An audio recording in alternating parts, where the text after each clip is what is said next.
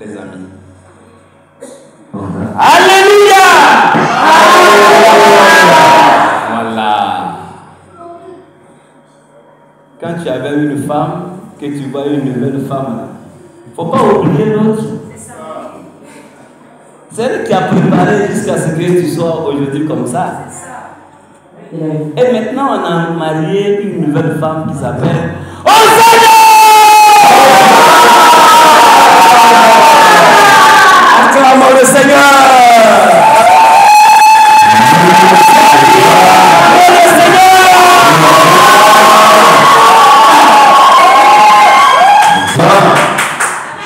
Que Dieu nous bénisse.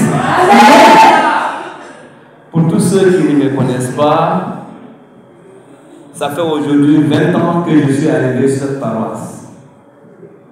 Oui, en 2004, nous étions tous à la cité David, chez Papa Doré, et en ce temps j'étais supérieur évangéliste, et j'avais été invité ici pour une prédication, et c'est la deuxième fois que j'arrive ici.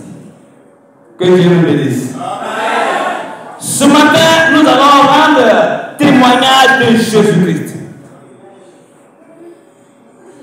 Or, en rendant témoignage de Jésus-Christ, tu es en train de rendre témoignage pour tous les faits que Christ a fait dans ta vie. Oui, nous disons que le Seigneur est rentré triomphalement à Jérusalem, où nous disons Jérusalem. Frères et sœurs, il faut que nous soyons stabilisés dans notre vie, car il y a beaucoup de remous, il y a beaucoup de difficultés, il y a beaucoup de pensées, d'objets à réfléchir. Or, c'est parce que tu n'as pas rendu témoignage de Jésus-Christ. Jésus, qui hier, comme l'Éternel le disait, dans le livre d'Ésaïe 5, Ésaïe 53, on dit que Dieu a fait de lui un prophète. Et il est arrivé. On l'a appelé le lion de la tribu de Juda. Parce qu'il était redoutable. Tout ce qui était impossible aux yeux des hommes, Jésus le faisait dans notre vie. Jésus, au verset 12, on dit, il était la résidence de la vie. En Jésus, nous avons la vie. Or, si en Jésus nous avons la vie, si Jésus nous donne la vie, on ne peut donner la chose qu'on dispose. Si Jésus donne la vie, c'est parce qu'il a la vie. Et s'il a la vie, c'est que lui-même, il a la vie. C'est pourquoi il dit, je suis la vie, le chemin et la vérité.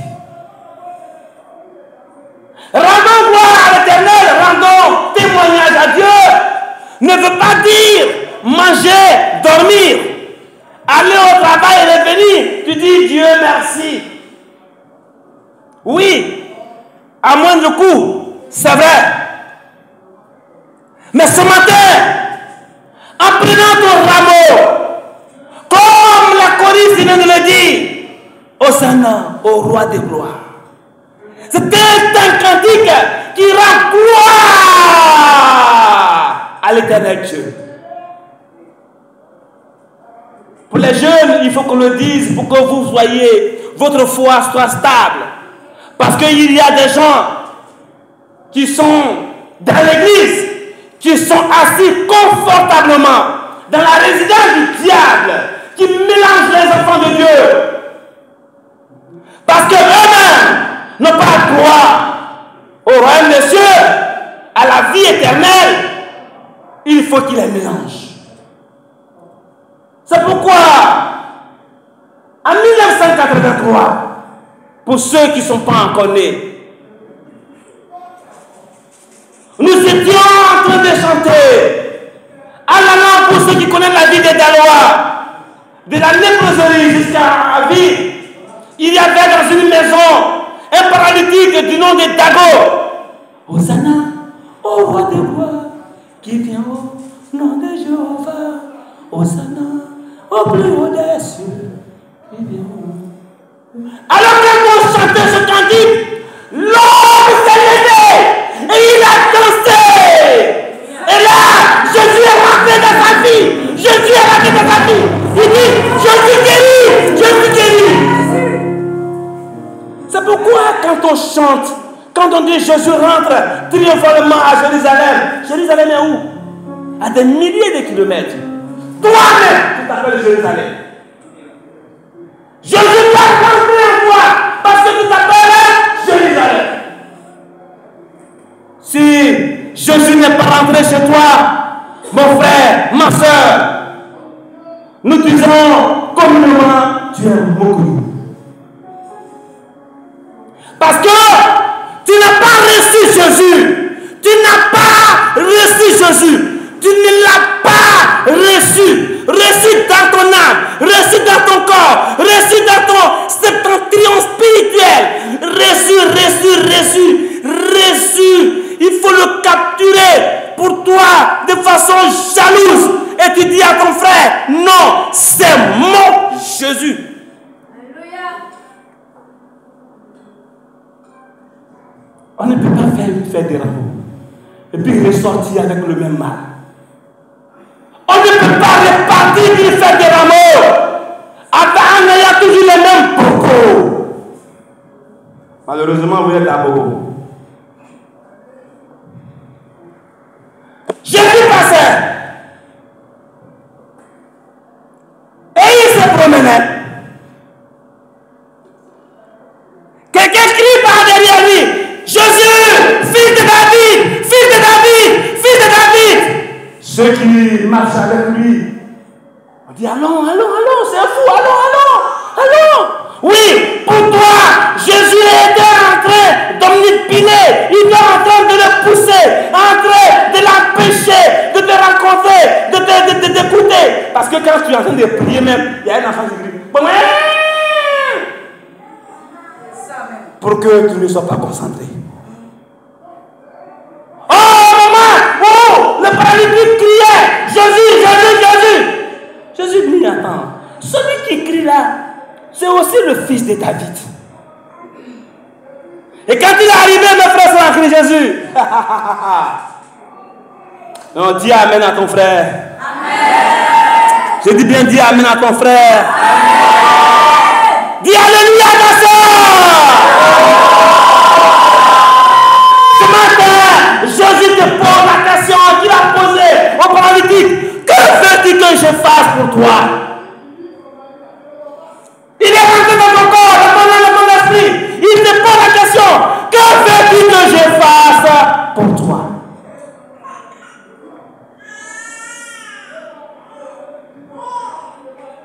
Le monsieur n'a pas allé par 4 chemins. Il a dit, mon Seigneur, il faut que je le voie. Est-ce qu'il a dit, j'ai l'honneur de solliciter ta haute bonne, comment on dit ça même? Bienveillance, l'obtention d'une vue.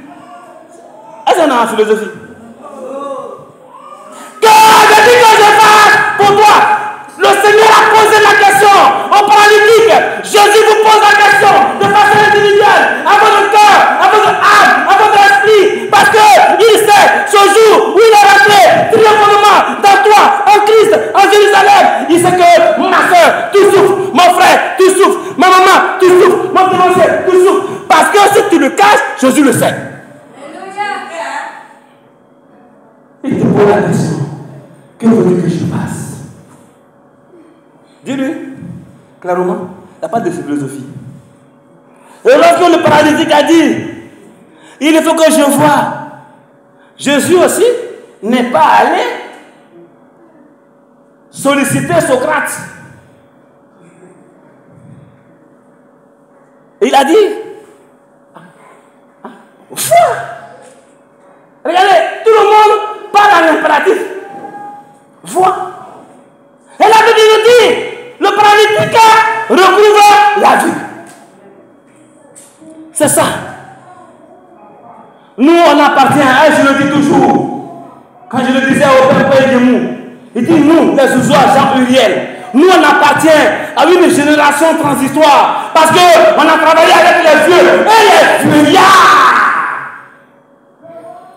Côté gauche, vieux et vieillards. Côté droit, la jeunesse. Et nous, les milieux. Oh, Jésus, il est pragmatique. Non, autant d'Orchofa, c'est terminé. Autant d'Orchofa, c'est terminé. Tu l'as vu, il est mort en 83, 85. Tu l'as vu? Autant d'Orchofa. C'est Orchofa qui a fait le miracle. Mais quand tu t'appelles aussi supérieur évangéliste, tu as fait quoi?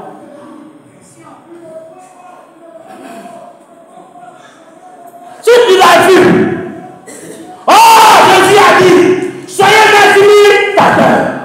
Oh, quand Jésus est parti, il a été pendu au bois, il est ressuscité le troisième jour, il est monté au ciel, il est assis à la droite du Père, il avait la puissance du Saint-Esprit. Pierre et Jean étaient en train de rentrer à la 3e heure dans le temple. Jésus n'était plus là. Le mendiant disait, donne-moi l'argent, donne-moi l'argent. Il dit, nous, on n'a rien à te donner, mais ce que nous avons, lève-toi et marche.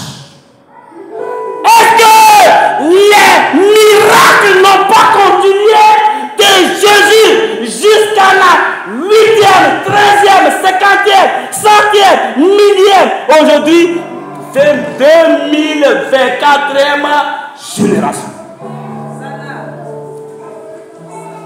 C'est pourquoi le petit Timothée que vous voyez là, c'est un miracle. Il s'appelle miracle. Et voilà. Il s'appelle miracle. Quand il vient là, il ne rend même pas témoignage à Jésus. Il a dit à ses frères que moi-même là, j'étais déjà mort et puis je suis ressuscité. Toi, il m'a dit là. Mais il n'a pas vu Jésus-Christ. Il n'a pas aussi vu une voix au chauffard. Plusieurs fois, il m'empête. Je ne change pas l'église. Jésus n'est pas mon ami. Dieu n'est pas mon problème. Alors, mes frères sont en Christ Jésus. C'est pourquoi Jésus est rentré. Vous croyez que ce que vous avez lu là, c'est ça qui m'intéresse? Non, ça ne m'intéresse pas. C'est l'action qu'on a menée aujourd'hui. Parce que les gens disent, faites des rameaux. Faites des rameaux. Mais attends. C'est comme lorsque tu fais une fête de moisson.